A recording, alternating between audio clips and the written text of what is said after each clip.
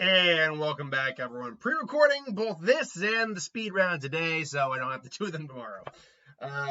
Because I have plans usually on Tuesday, so I try to get these done prior.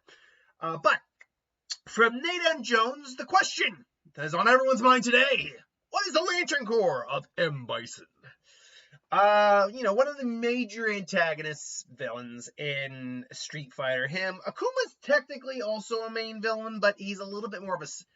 He's not planning a world domination. Akuma's just looking to get stronger. He's done messed up shit to do so, but still, M. Bison's usually your main guy. And because he's a villain, because he's power hungry and all that, he kind of narrows the field down a little bit on which Lantern Corps you can qualify for. Like, for example, clearly this is not a guy who's been happy his whole life, so gold doesn't work. Neither does Shane, because he has no shame in what he's doing. Even though he has a way to survive death, he's not a White Lantern at all. He's certainly not one who instills hope or has a lot of faith per se, so blue doesn't work. I wouldn't say he's doing what he's doing out of love, and he's certainly not really Compassion's one we can talk about later. I didn't put it on the list, but it's certainly there. We can talk about it. Let me get into a couple that he clearly qualifies for. M. Bison is definitely a candidate for the Lantern Corps of Fear. As a main villain, as the leader of Shadowloo. He is definitely someone who scares the majority of characters. He's someone who can beat the majority of characters. Like I was just saying, apart from like maybe Akuma, who can normally put him down, and even then not 100% all the time.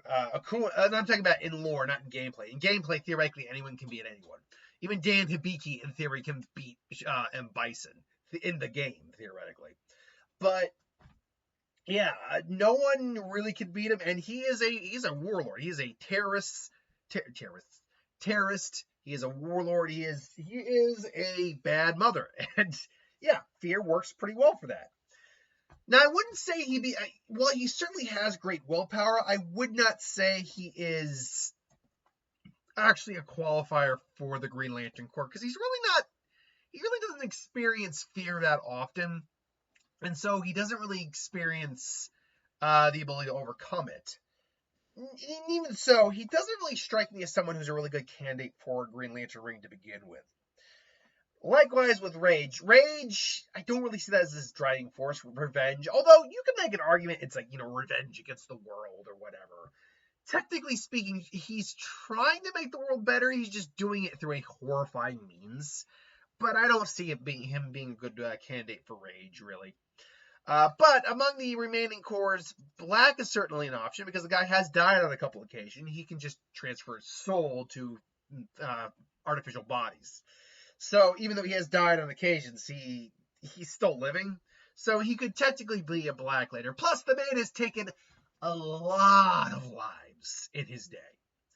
Now, before I get to the last one, obviously, we should talk, I think, a little bit about compassion, because it's always a weird one. It has two qualifiers. Either your dominant emotion is compassion, or you need to be devoid of it. Basically, be a serial killer, more or less. Look, he certainly falls into that category. And it's certainly possible he could be it, but I actually think he couldn't qualify. Not because he couldn't, because I think when an indigo ring would come towards him, he'd reject the ring. Like, the indigo tribe welcomes him. He's like, I welcome no one. It's like, yeah, this thing will not give me power. He can't crush the ring, he can't destroy the ring, but he just rejects it outright, I think. Which leads us, honestly, to our last one here, Avarice. Now, he has a goal in mind, Bison. That's the thing. He has a goal in mind. But this is the big but. The big booty. This is the big but. He's one of those characters like Lex Luthor who I get the impression would never be satisfied with their goal. Lex qualified for an Avarice Lantern ring during the War of Light.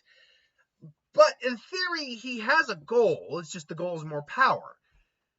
The problem is Lex has never, except in like some Elseworld stories, but has never and probably will never reach his goal. So he'll always be striving for more. I look at M. Bison in a similar way. He's never going to obtain more.